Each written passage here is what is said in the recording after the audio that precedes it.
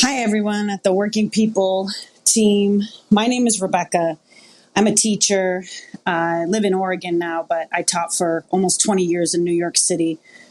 I love your show. I mean, I really can't put into words how much I love your show. I just finished listening to the episode with Leo. I mean, God damn it. What a poignant story and what amazing insights he has into society. I can't thank all of you enough. Max, I love you. Thank you so much for all that you do. Solidarity forever.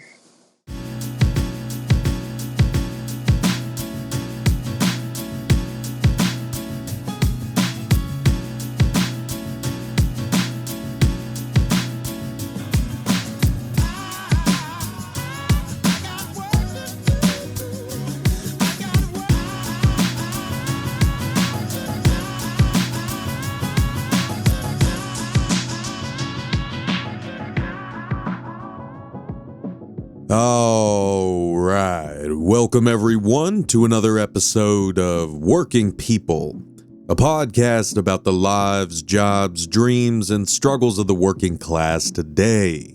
Brought to you in partnership with In These Times magazine and the Real News Network, produced by Jules Taylor, and made possible by the support of listeners like you. Working People is a proud member of the Labor Radio Podcast Network. So if you're hungry for more worker and labor-focused shows like ours, follow the link in the show notes and go check out the other great shows in our network. And please support the work that we are doing here at Working People so we can keep growing and keep bringing y'all more important conversations every week. You can do that by leaving us a positive review on Apple Podcasts, and you can share these episodes on your social media and share them with your coworkers, your friends, and family members. And of course, the single best thing you can do to support our work is become a paid monthly subscriber on Patreon for just $5 a month. Subscribe for $10 a month, and you'll also get a print subscription to the amazing In These Times magazine delivered right to your mailbox every month. If you haven't subscribed yet, but you want to get access to all of our great bonus episodes, just go to patreon.com/workingpeople. That's patreon.com/workingpeople. Hit the subscribe button and you'll immediately unlock a whole lot of awesome bonus content that we've published over the past 5 seasons of the show. My name is Maximilian Alvarez, and I just want to start off by saying how incredibly grateful I am for that beautiful voicemail that we got from Rebecca in Oregon.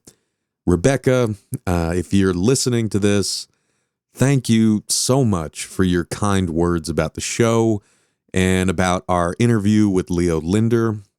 And, thank you for taking the time to drop us a message. We've spent so much time working on this show over the past 5 seasons.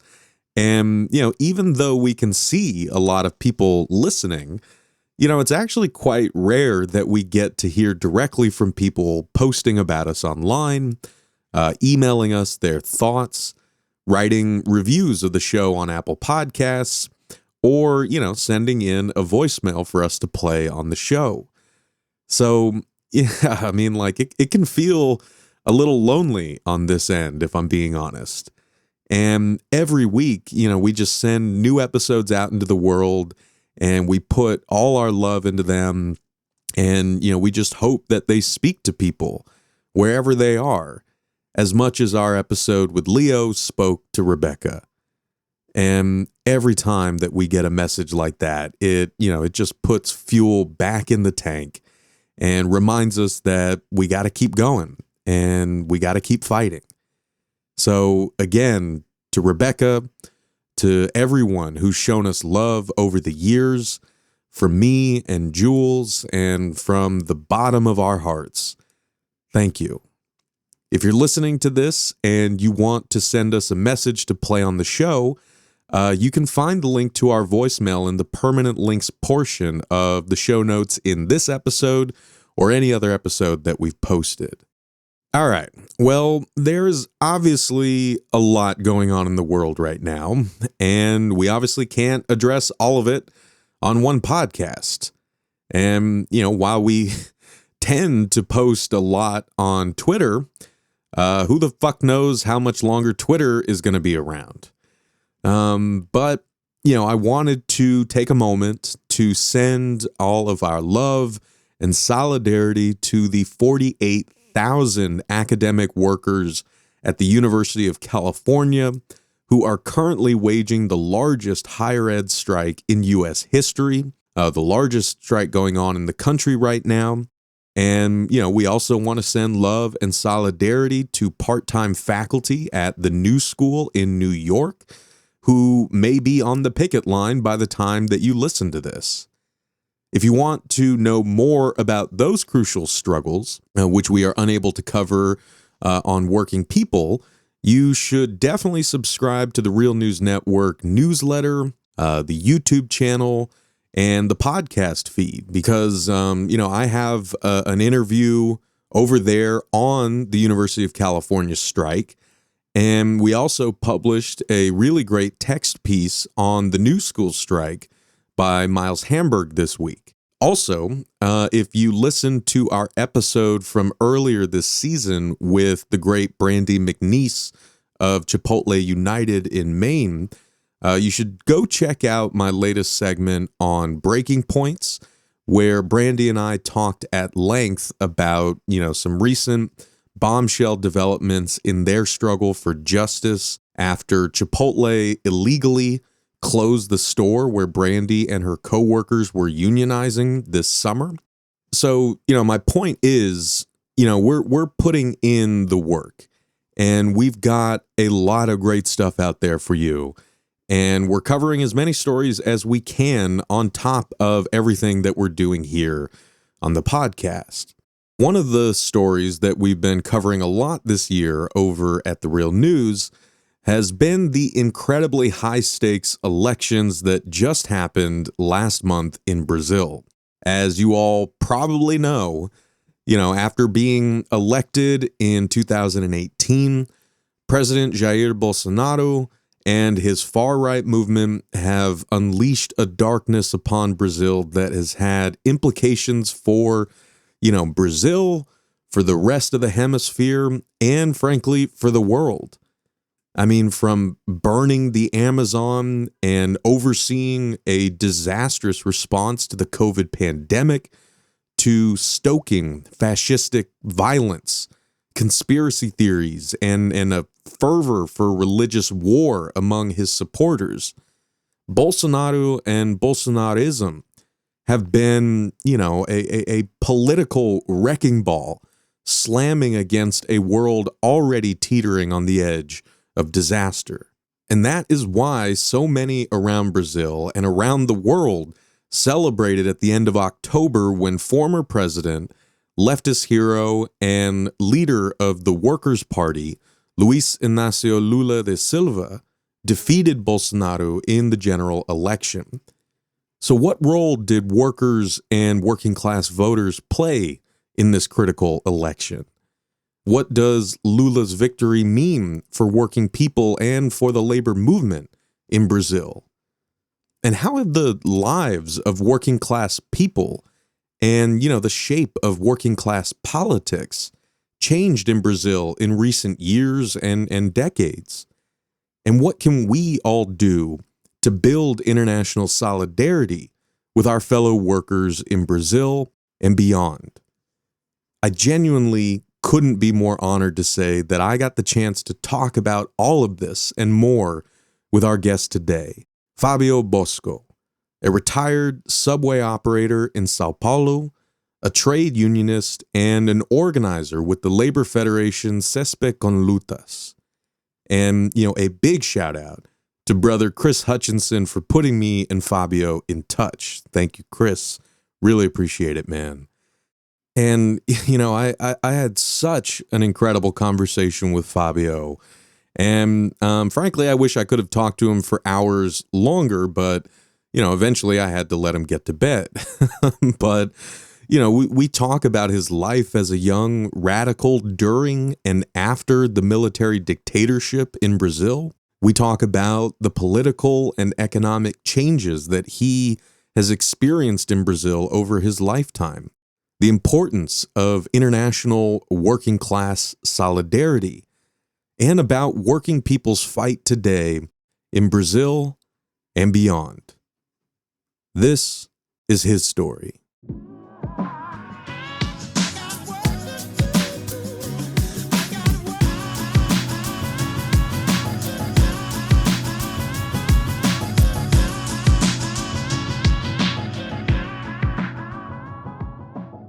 My name is Fabio Bosco.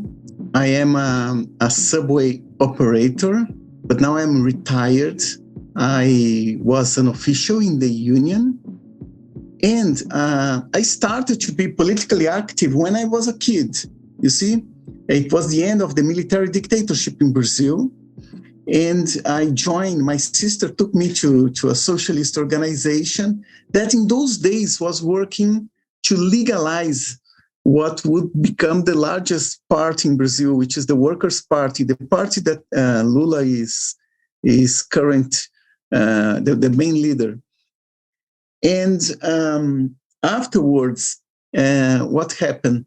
The Workers' Party that in those days, in the 80s, was a very interesting party in the sense that it talked about the need for the working class to organize independently from the traditional capitalist parties.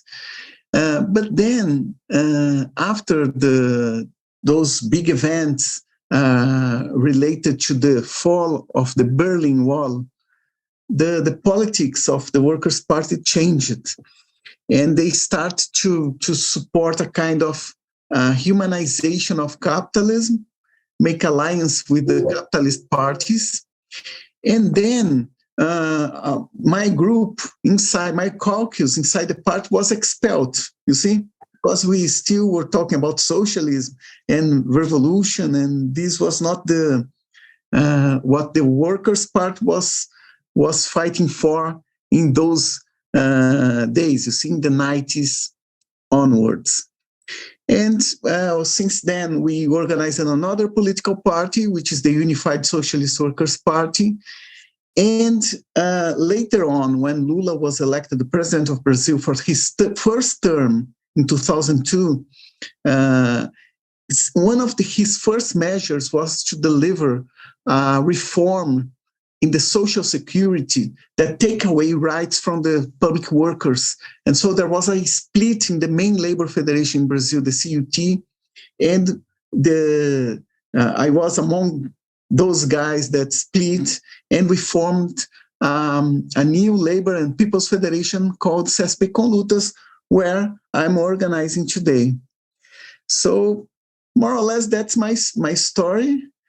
And I'm very happy to be talking here to you about labor issues under the perspective of the independence of the working class. Hell yeah. Well, Fabio, it is a real honor to be chatting with you across the hemisphere. I know it's late where you are, but I'm so grateful to you for taking time to sit down and chat with me. I know that, a lot of our listeners, are interested in not just what working people are going through here in the United States, but around the world. And they want to know, how they can build solidarity with their fellow workers from Brazil to India to Canada to Europe. And so it's a real, treat to get to talk to you a little bit more about what workers in Brazil are going through right now, what the current election results mean for the working class and the labor movement in Brazil. We were all watching very closely, from afar, and we were, sending all of our love and solidarity, hoping that things went, in a better direction. So we're going to talk about all of that in a bit. But I guess I wanted to just sort of jump back for a second, because you have a really interesting story that I would love to know more about. And first, I'm just curious to know, like, what it was like for you as a boy coming out of a military dictatorship and gravitating towards socialist politics. I guess, could you just tell us a little bit more about who you were at that time and what the country was like? Like, just paint a picture for folks who maybe don't know a whole lot about Brazil in that time period. So, Max, what happened those days? It was the end of the military dictatorship, you see. So it was not the worst moments, which were around the end of the 60s and beginning of the 70s. But then what happened? You see how it's important for us to see how the US is influential on Brazil. You see, in those days, in the mid 70s, the US lost the war in Vietnam.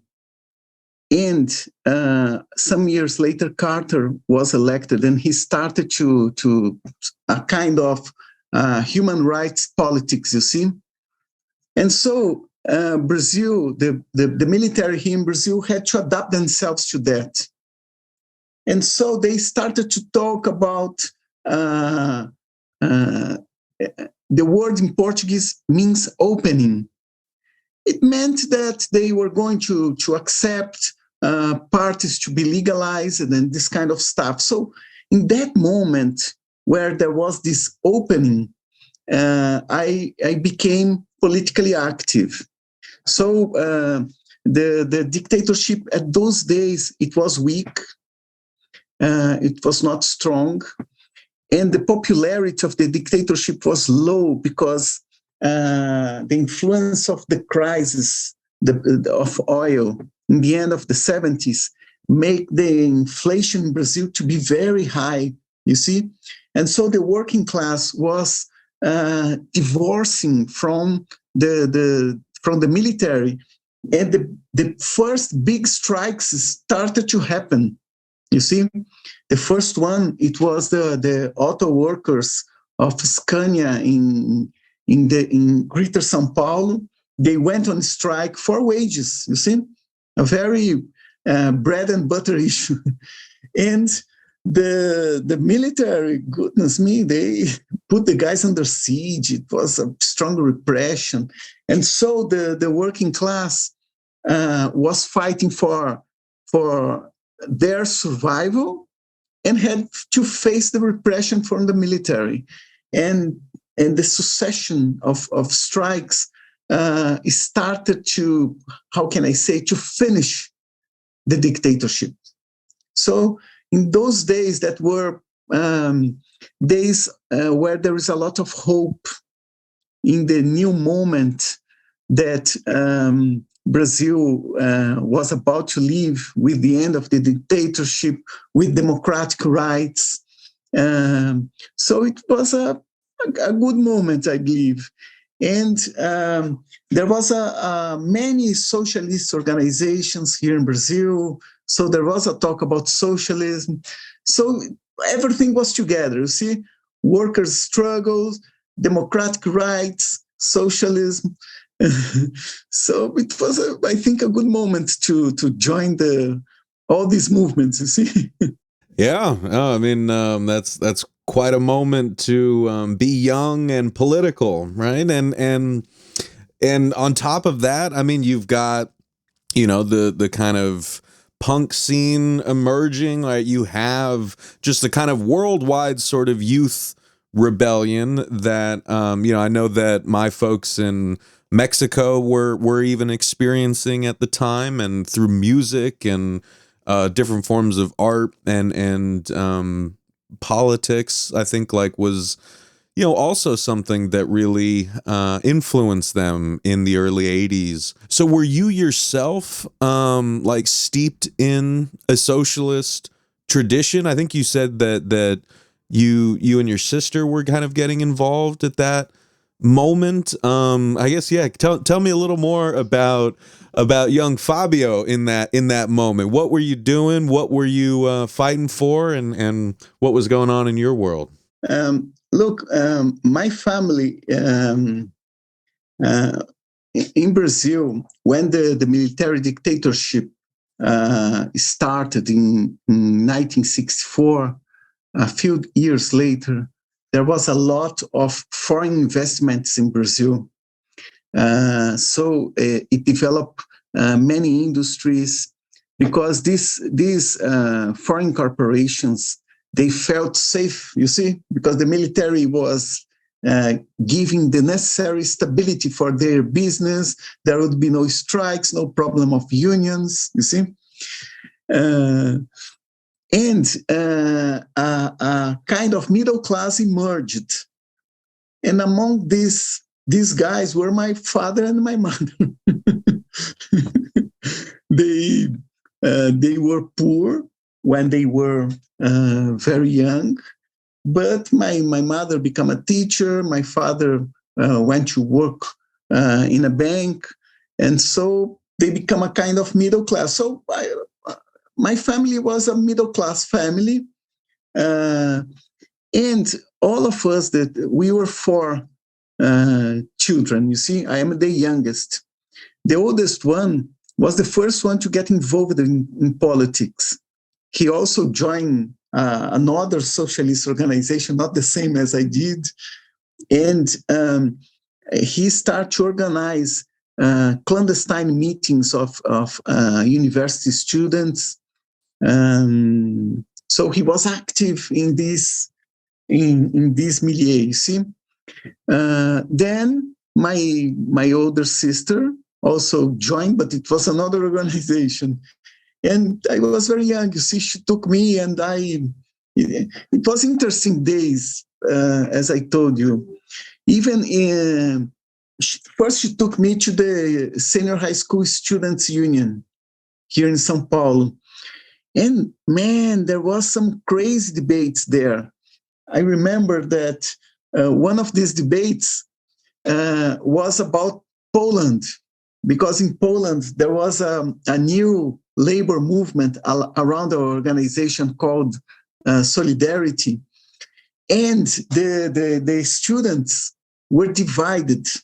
It was a vanguard, you see, organization, and they were divided. Some of them supported Solidarity, you see, and others, they supported the Soviet Union sponsored military alliance that was called the Warsaw Pact, to invade Poland to stop Solidarity.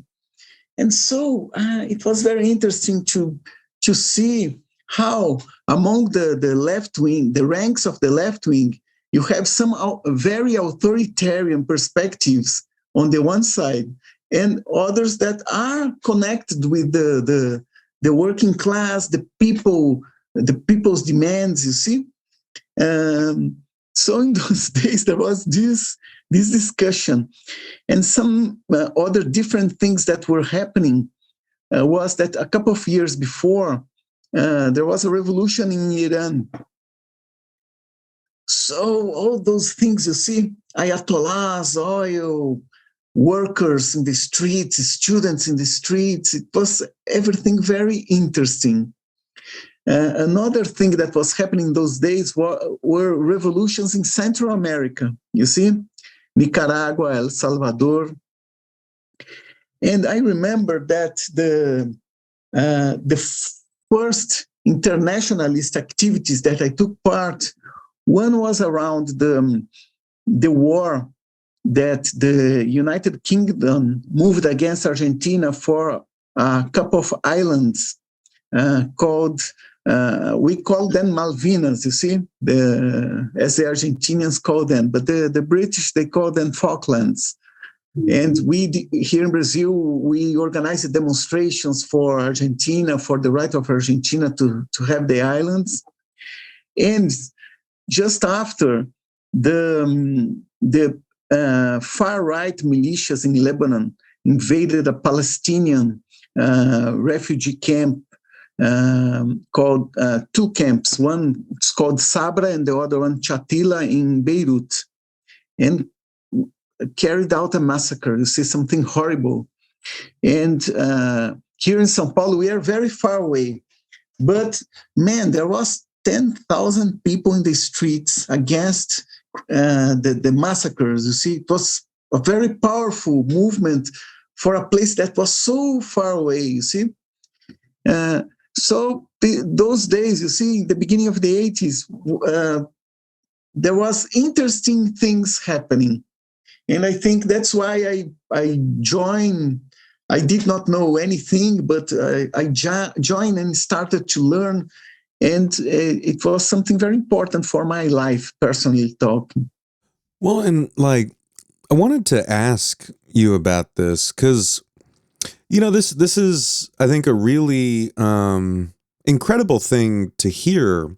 And I imagine some people who are listening to this now in 2022 may be kind of baffled by that, because especially here in the United States, as you know, it's very hard to build a consciousness of the world outside of our borders, and let alone to build solidarity with other working people who are fighting against, you know, military oppression, apartheid, exploitation, so on and so forth. That's not to say it doesn't exist, but it just, hearing you talk about that moment in the 80s, it just feels like that international consciousness was such a fundamental part of left politics in Sao Paulo, in the circles that you were in. And that was in the days before the internet, right? So I was wondering, like, if you could just say a little bit more about why there was such a focus on what was going on around the world. Like, how did these struggles connect for all of you as young Brazilians coming out of a military dictatorship, fighting for a better world, fighting for socialism? How did you see that fight connected to what was going on in Beirut, what was going on in Argentina, and so on and so forth? I think that the socialists, they always work under an internationalist perspective. You see, the ones that limit themselves to the national arena, I think it's half-heartedly socialist stand. On the other side, I also think that as we were under a military dictatorship, you see, you need to get energy from outside as well. And so when you hear, look, in Iran, the guys put down the dictatorship, they expelled the Shah, the working class went on strike, the students went to the streets, you see, the poor joined. You start to think, well, why not here? So I think there is a combination of this issue of being under a dictatorship. You look to outside to get energy, and also because the socialist groups, if they are faithful to the idea of socialism cannot be done in one nation, you see, alone. It has to go across the borders, you see. So it's an international movement. Capitalism is international, and so socialism to be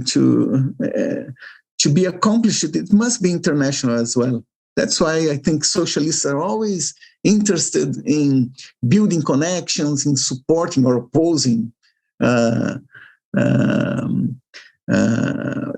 politics in one country or the other. So, and at last, I think that the relationship between politics, they are international as well. I gave you this example. You see, the U.S. lost a war, and Jimmy Carter started this human rights stuff. It influenced Brazil. You see, the military coup d'etat in Brazil was organized by the U.S. So you see, things are very connected. And the working class, must recognize this reality. See, the economy is internationalized, the politics are internationalized. You must jump into this page, you see. Hell yeah. No, I think that's beautifully put. You know, capital doesn't play by national rules, so why are we, right? And, you know, like, why are we committing ourselves to this fiction that we can fight, you know, the monstrous forces of international capitalist domination by just saying, oh, we're gonna build American, buy American, and fuck whatever's happening to workers in Mexico, right? I mean, like, we've tried that before and it didn't work. So hopefully we learned our lesson. And I wanted to kind of build on that as well, and ask about your life and career working, you know, like in the subways, like what you saw over these past few decades, like what working people in Brazil have been going through since, you know, emerging from the dictatorship. I don't know if you could maybe talk a little bit about what that job was like for you, just on a day-to-day basis. What went into that job, and what folks who have never worked in that industry may not see as passengers or customers. You know, I had different jobs. The last one was as a subway operator. Look, it's a very interesting working place because it's one company, and everyone is working. How can I say? It's like a small city. You see, we are around 9,000 workers. But all of us are connected by 6 subway lines. So we are very near one to the other. So it's different from other industries where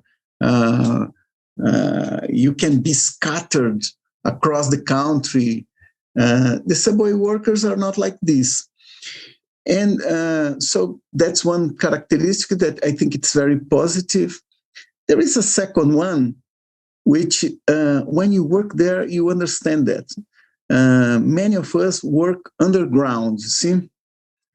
And these guys that work underground, they are a little bit strange, because it's strange to work underground, to stay half of your life underground, you see? So, and the working times, we work some days in the morning shift, other days in the afternoon night shift, others in the night morning shift. And so subway workers are always a bit sleepy, you see.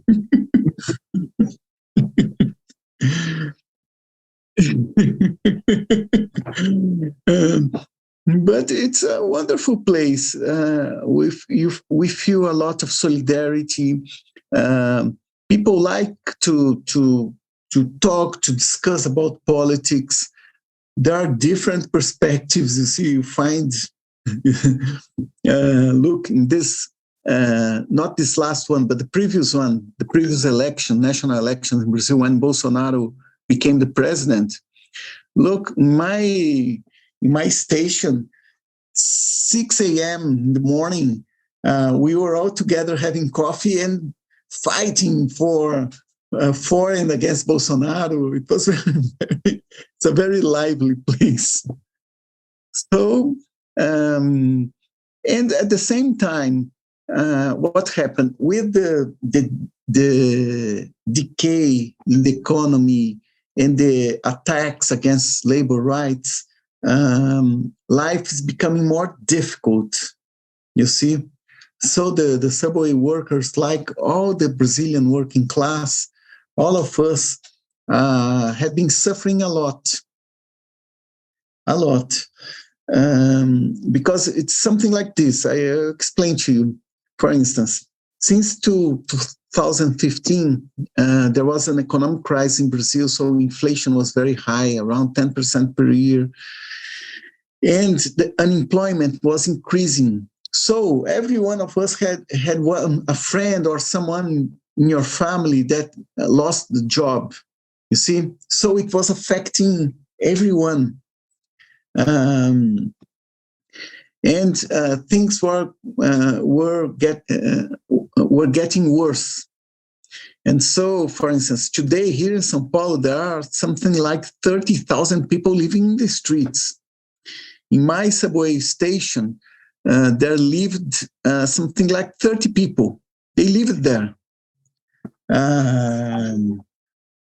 We were always making jokes saying, look, we need to give them a card because they are like us. You see, they don't work here, but they live here. They are our, they are our co-workers. So the living conditions in Brazil decreased a lot. And the pandemic was very hard because, look, the subway did not stop. And so when everyone had to stay at home, the subway workers have to work. And anyone who was that could be with COVID was put aside. So people were working with less people every day. So it was a difficult moment.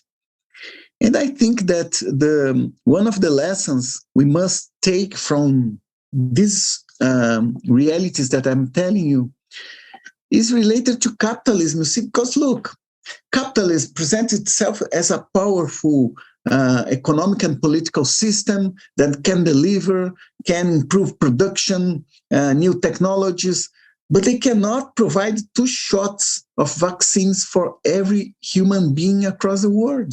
They cannot do it. And these 2 shots are cheap, you see. They cannot provide. They cannot provide improvement in the living conditions of the whole people. You see, some people, okay, they improve. But so when you look ahead and you see, look, my life will not get better. My children, they will have to do a revolution because there is no other way. So I think that this situation of economic decay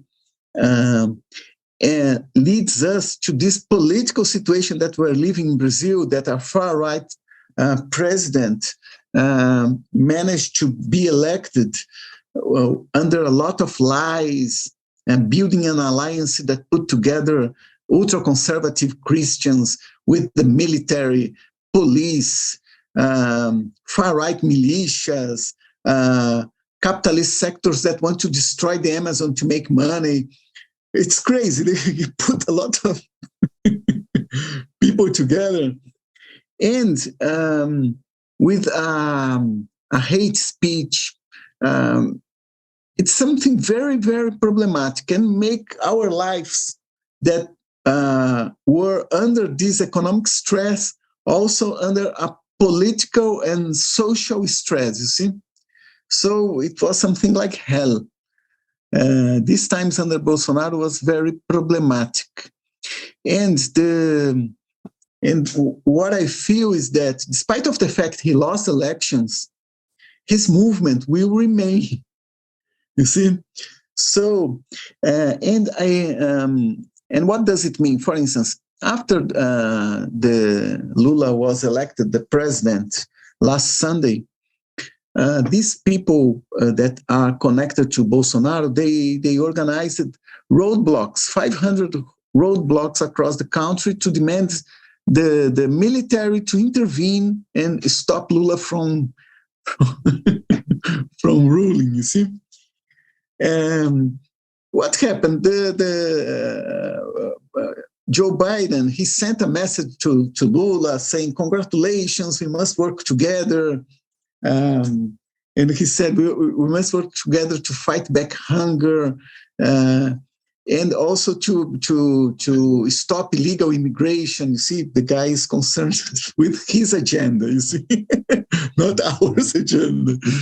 And so the military, when they saw that the U.S. is supporting that Lula won the election and he must rule, and not only the U.S., Europe the same.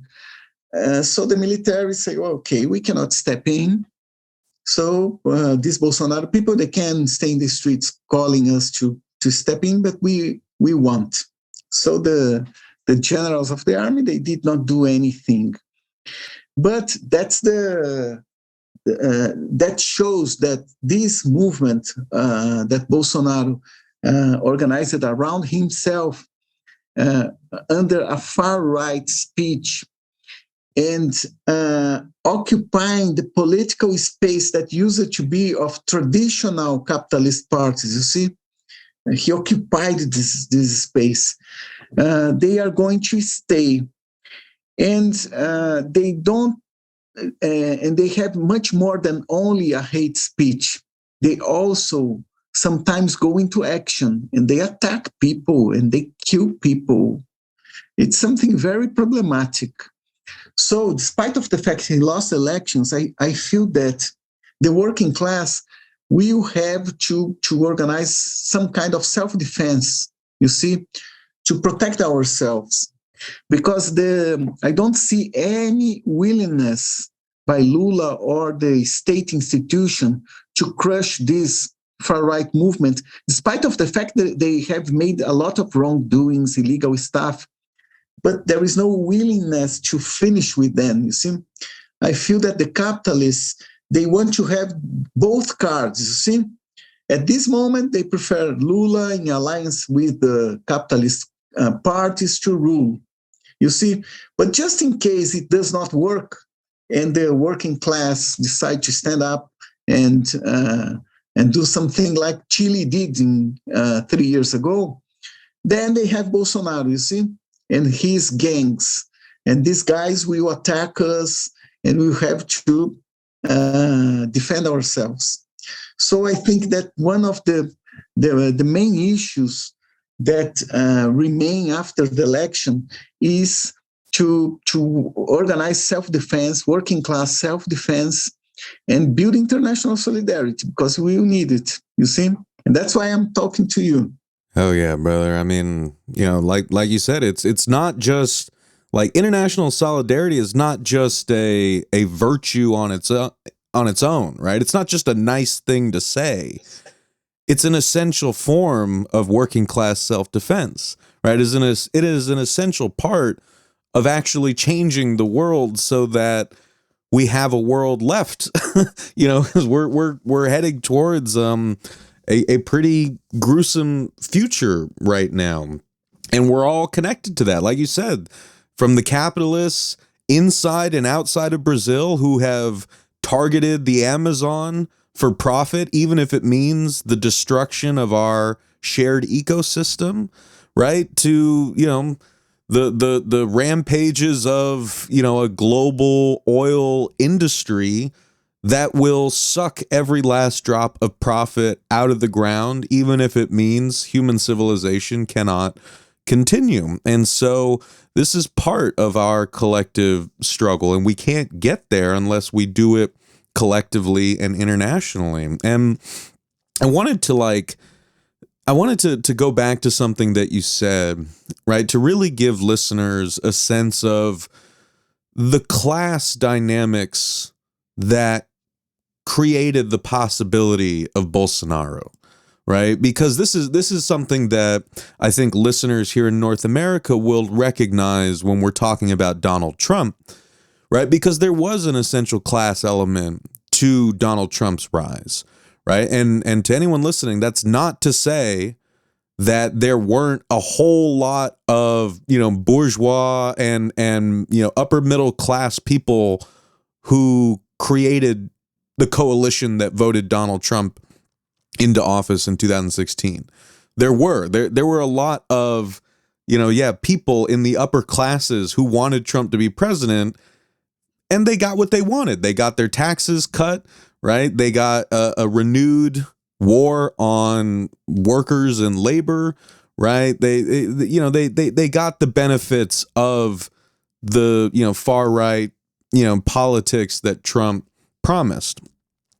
But at the same time, there were a lot of working people in this country who, over the course of decades, since like, to go back to when you were talking about, like the 1980s, right? I mean, you can look at these charts and you can see that basically from the time Ronald Reagan became president, the percentage of American workers who were in a union just dropped off a cliff, like over the next 40 years.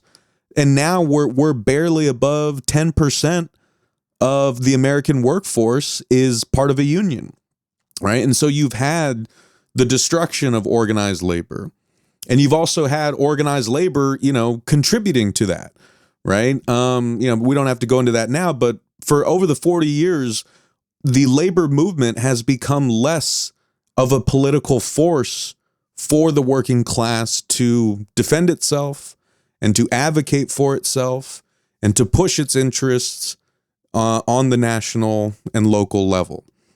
So you have that. At the same time, you have the rise of neoliberalism. You have this belief that, once the Cold War is over, capitalism is going to dominate. It's going to create enough wealth for all of us to rise, to a comfortable middle-class existence or an upper middle-class existence, or maybe we can all become millionaires, right, in the new digital age. And at the same time, we're going to essentially cut services from the government and give them over to the market. So we've had 40 years of this crap, right? And what it has meant is the rich have gotten richer.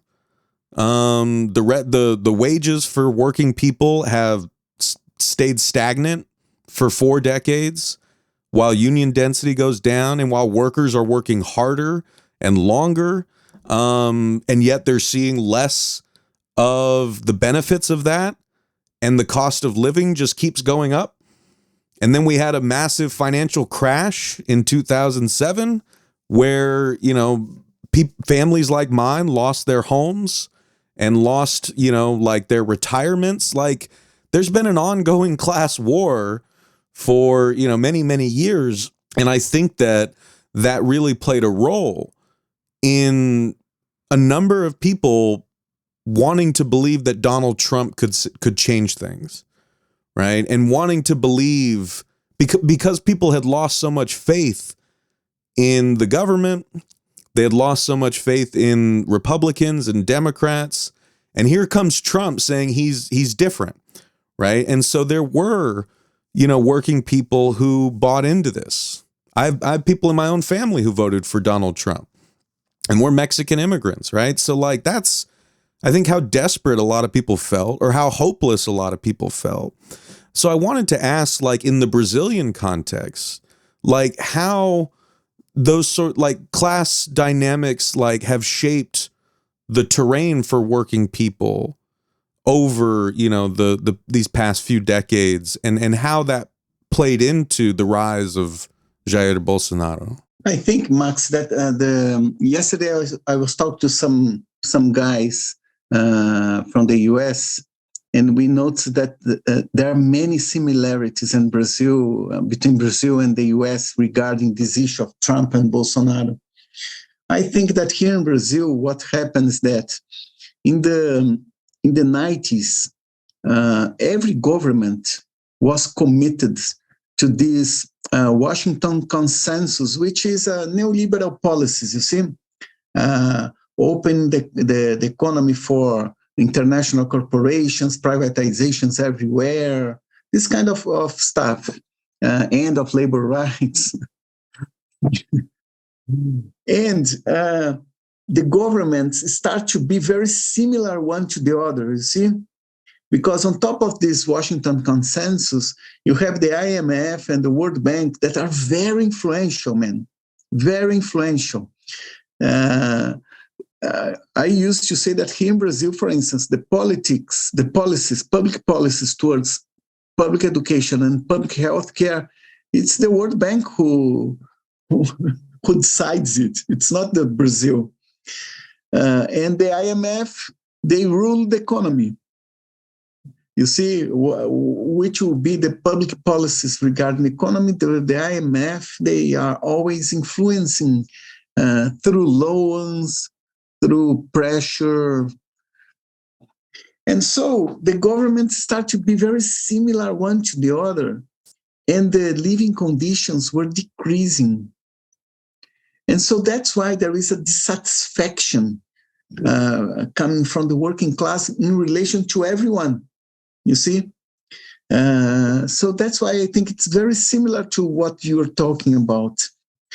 At the same time, I think there is something else, which is the capitalists, they see the crisis and they see that they must do what Karl Marx called this primitive accumulation. You see, it's when you destroy, you loot, you make this primitive accumulation so that you can start to have normal exploitation. You see, industries, wages, and so I think that they realize that they must carry out some kind of primitive accumulation. And that's why they are destroying the Amazonia, you see, the rainforest, because they see, look, there are minerals in the underground. So take the trees and we take what's under the underground. And then the trees, we take the ones that are profitable, you see, you cut them and take away, and the others you just take them. And then you make something for cattle, and that's it. Or you just left there, destroyed. And you make immediate money. You see, you have no commitment with the future, with humanity. You just, you see, it's an immediate profit, and it's very profitable. So it looks like the time that preceded the Industrial Revolution. You see, and it's not only that the capitalists are greedy. It's because there is an economic crisis, and so the cake is becoming smaller. We from the working class, we always take the burden of the crisis on us.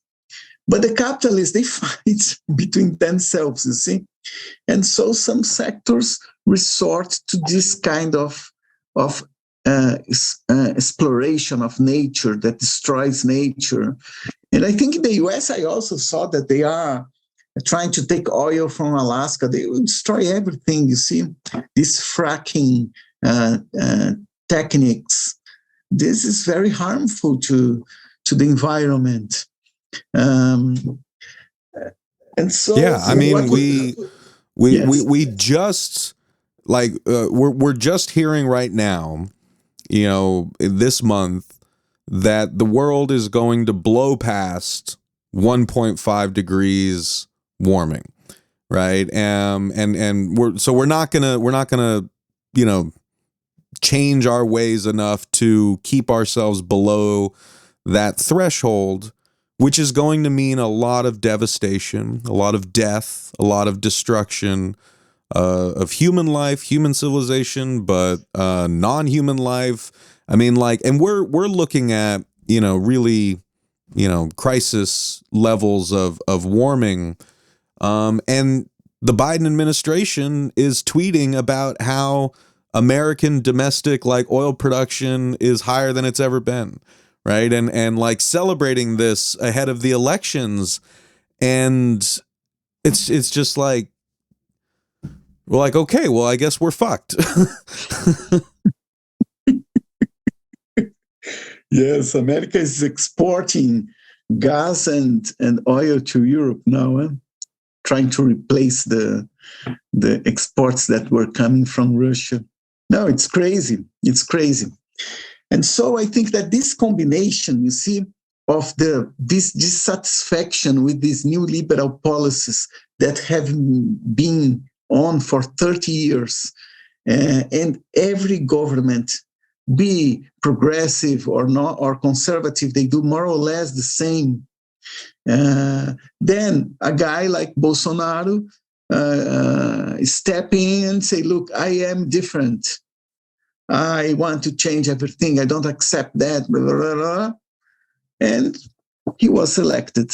But look, Max, it's when he was elected in 2018, I think that half of the vote for Bolsonaro was not for Bolsonaro. It was a vote against the others, you see, against particularly the Workers' Party, but not only, also the traditional right-wing parties.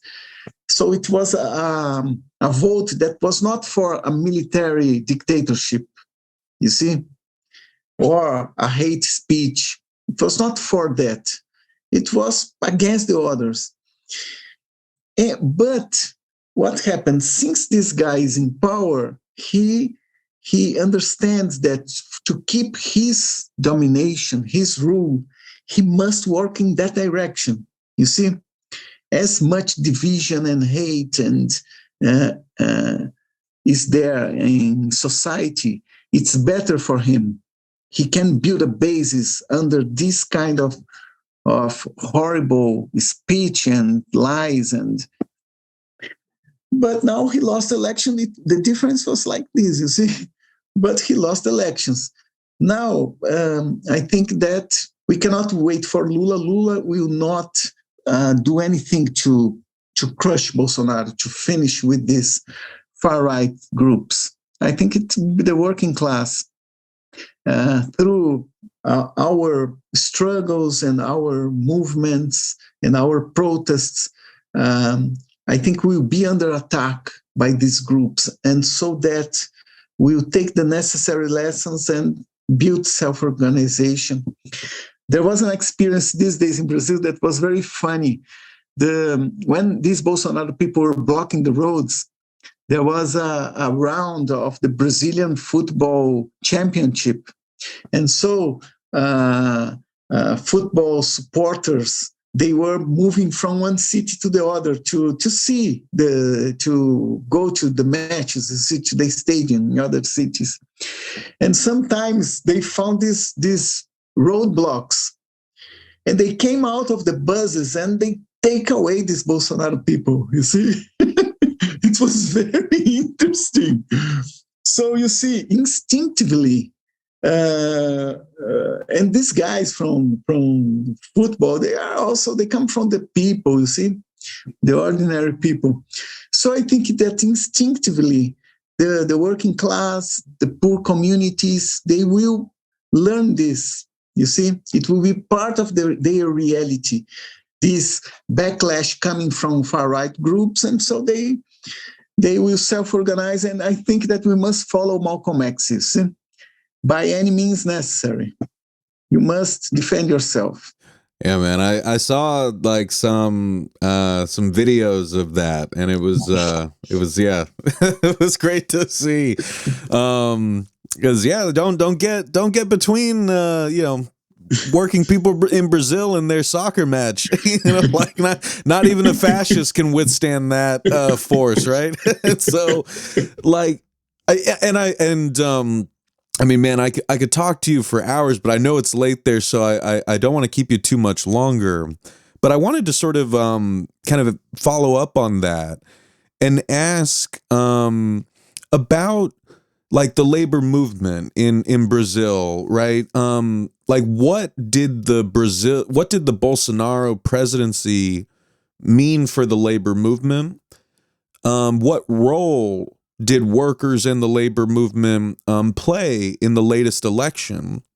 And, what is it going to mean having Lula back in office, not just for, workers in unions, but for the working class in general? Like, so you see those kind of three stages of the question. I was wondering if you could just sort of comment on for folks who are, wondering what sort of movement is coming from the grassroots, from labor organizations. Like what is the state of the movement over there in Brazil? Look, Bolsonaro for the labor movement was very negative. He implemented a labor reform that came from the previous government, but he implemented it. And so There was a casualization everywhere. The new jobs that emerged were low-quality jobs with very low wages. So for the working people, it was very bad. And regarding unions, he also implemented measures that limited the possibility of the union to survive. And so through these means, he weakened the unions. So it was a difficult moment. Even so, there was strikes, there was struggles. Some of them win, some of them did not.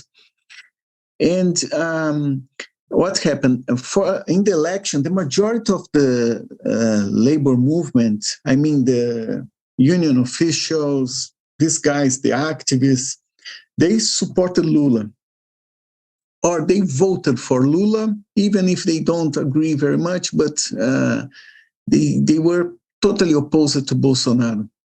You see, in the ranks of the working class, you find people supporting Bolsonaro. In some places, a large amount of people. But the activists, you see, the people that makes the union present everywhere, these guys all of them were against Bolsonaro. And so some of them voted for Bolsonaro since because here we have a first voting and then a runoff, you see. The majority supported Lula since the first voting. I myself, in the first voting, I supported a socialist candidate, a black woman and a worker called Vera. And then in the runoff, you have Lula and Bolsonaro. I voted against Bolsonaro, so I voted for Lula. And then with Lula, what will happen? Look, if we look to what he did before and the kind of alliances he's doing now, which were the same he did before, I mean, he make an alliance with big capitalist groups, you see. For instance, in his presidential ticket, the vice president is Geraldo Alckmin. He's a very right-wing politician, you see. He was the governor of São Paulo. And so the teachers of São Paulo every year elected him the enemy number one of public education. This guy is the guy that when we went on strike, the São Paulo subway workers in 2014, he demanded the company to fire us. He fired us. I was one of them. 42 workers were dismissed because of a labor strike. So this man is the vice president. And he's connected to an ultra-conservative wing of the Catholic Church that's called Opus Dei. I don't know if you're aware of this, but it's this man is the vice president. So he's building an alliance, you see, with these capitalist groups. And when you do this alliance, you cannot deliver to the working people, you see, because your alliance prevents you from doing anything. And it means for everything. For instance, the legalization of abortion, because of this alliance includes conservative Christians, you cannot talk about that. Lula himself said, "Oh no, I'm against abortion." You see, of course, everyone that supports women's rights voted against Bolsonaro. You see, but to achieve the legalization of abortion, you have to fight, you have to take the streets, you have to do the same that was done in Argentina, Chile, Colombia. If you wait for Lula, you will not have this right, as we did not have after 13 years of rule of the Workers' Party. So I feel that what's posed for the labor movement, for the working class in general, is that we'll have to do to face two challenges. On the one side, you will have to build self-defense against Bolsonaro gangs, you see. And on the other hand, will have to fight back the liberal policies that will be coming from the new government. So it will be a big challenge. But I think that after first period of honeymoon with Lula, I think the working class will start to move, you see, because the situation is bad here and people need to improve it. And the way to improve, you can try individually, you see, one or two will succeed, but collectively it's easier, you see. And so my expectation is that after some months, we will start to have big campaigns, labor campaigns for wages, for jobs, for improvements, to cancel the liberal reforms that were done by Bolsonaro and the previous government. That's my expectation. The students will go to the streets to fight for a better budget for public education, and the poor communities, you see. Because here in Brazil, Max, I don't know if you know, but Brazil has the second largest Black population in the world after Nigeria. And there was a lot of racism here. Every year, something around 50,000 people are killed. 10% the police do that. And 70% are young, poor Black people. You see, it's a genocide. There is a genocide. Another thing, there is mass incarceration of people here. You see, and that happened because a law that Lula did in his first term under pressure by the United States that was carrying out war on drugs, you see. So in Brazil, Lula put out a bill against drugs. And this criminalized anyone carrying any amount of drugs. And so what happened? The incarceration in Brazil increased 200%, 3 times, you see. Who are these guys? Majority of them, poor, Black, young people, you see. So I think there will be a big struggle against this killing of people, you see, police brutality. And on the other side, we must reverse this bill on drugs, you see, and take out of jail the majority of people that are there, all these poor people that are incarcerated for absurd reasons, you see. Oh, yeah, so we got a lot of that here as well. Yes, I know. I know that you are in worse situation than us, but what we have is too much for us. We cannot stand that. No, I think you're absolutely right. And I just want to like really emphasize what you said for listeners, because I think it's really important, right?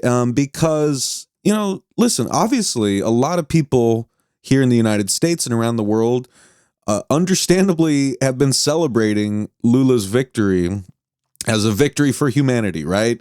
Because if we had more Bolsonaro, like, we know we were heading towards destruction even more quickly than normal, right? So, like, there are obvious reasons why it is good, right? That Bolsonaro got voted out, right? So we don't want anyone listening to kind of like mistake what we're saying here. But this is a really important point where, we have to understand that the labor movement needs to be independent. It needs to be a voice of and for the working class, to advocate for itself and to fight for ourselves and our fellow workers' interests, instead of putting all of our faith in one political party or another, or one institution or another that we don't have control over, to just deliver the change that we need, right? I'll give you a United States example. Joe Biden famously said that he was going to be the most pro-union president in American history, right? And that was a significant statement from Joe Biden. And he has express support for unions more than presidents in my lifetime have. That's important.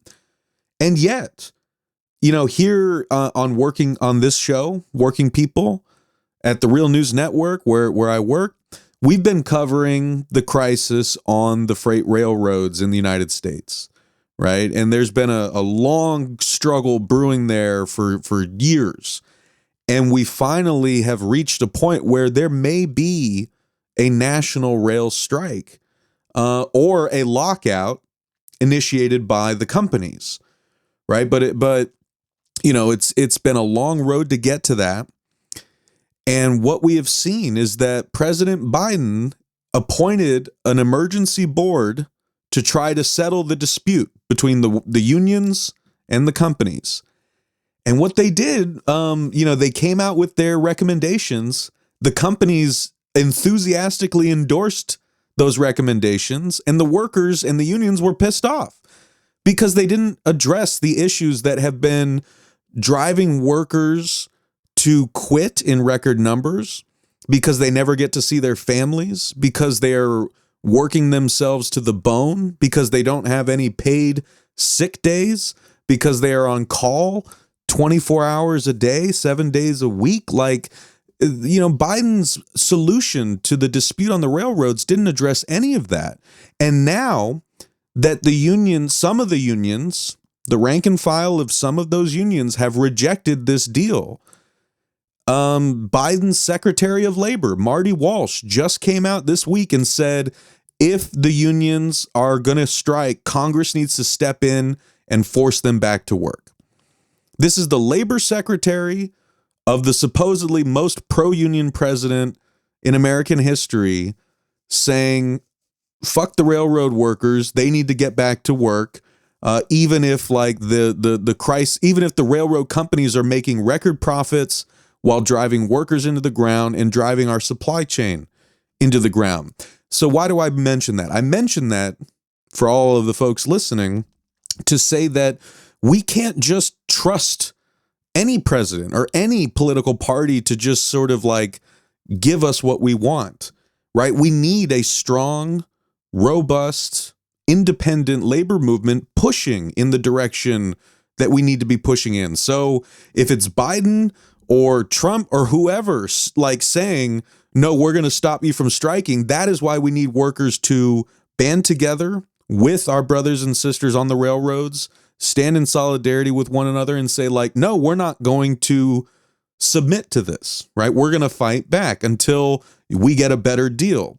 That is an important ingredient of labor struggle, right? And so I just wanted to kind of mention that for people listening to say, it's not that there aren't good things about Lula being elected president. Obviously there are, but we are in a much broader crisis, and working people need to be the ones pushing their interests from, the grassroots on up. And, in that vein, Fabio, I mean, I've so enjoyed talking to you, and I would love to have you back on in the future if you're ever down.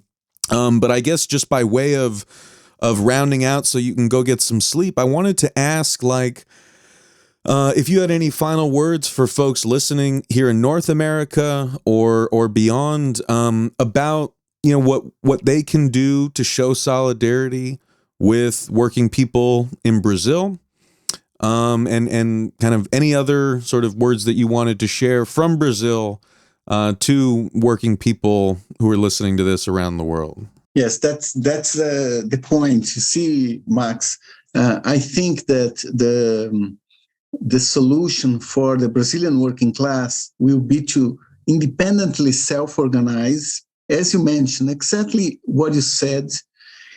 And at the same time, we need international solidarity. We must build these links internationally. And a couple of days ago, brothers and sisters from a group called Workers' Voice, they sent to me a letter suggesting to make a kind of unity in action against the far right here in Brazil.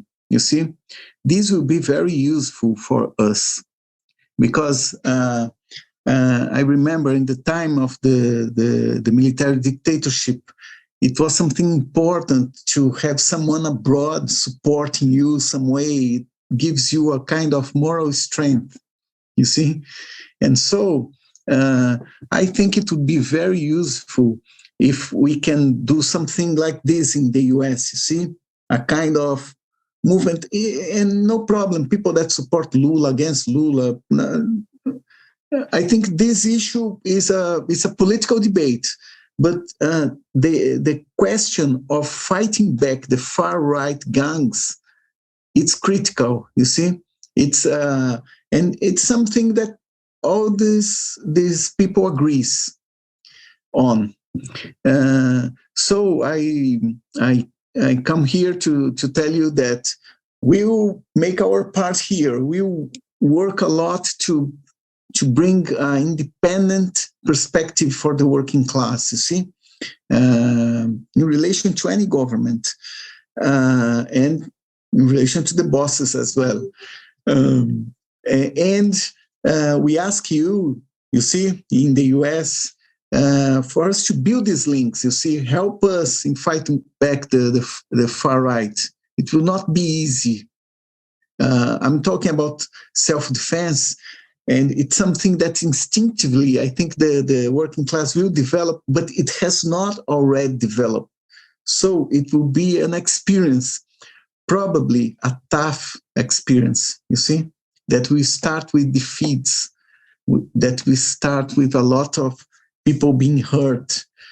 And so if we have in the US, in other countries, people that understands what's happening here, about this struggle of the labor and working class against the far right, it will help us. It will help us a lot. And so that's my request. And of course, in other time that you have some time to talk with me, I'm available. It will be a pleasure to talk to you. And I believe that international solidarity is something critical for all of us, you see, and I'm sure the American workers we also appreciate. I remember when there was a strike led by American and Canadian Union, the US steel workers. It was a strike in Canada by mining workers. And the company was a Brazilian company called Vale. And here in Brazil, in one of the unions that represents these Vale workers, we collected R$1 per worker to send to Canada to support them. It was little money, you see, but the guys there, they see, look, the Brazilians, their wages are very low and they are trying to help the way they can. So I think this kind of even symbolic things help to build the necessary relationship that we must have among the working class worldwide. So that's my message. And let's keep in touch, you see, and let's stand up and fight back.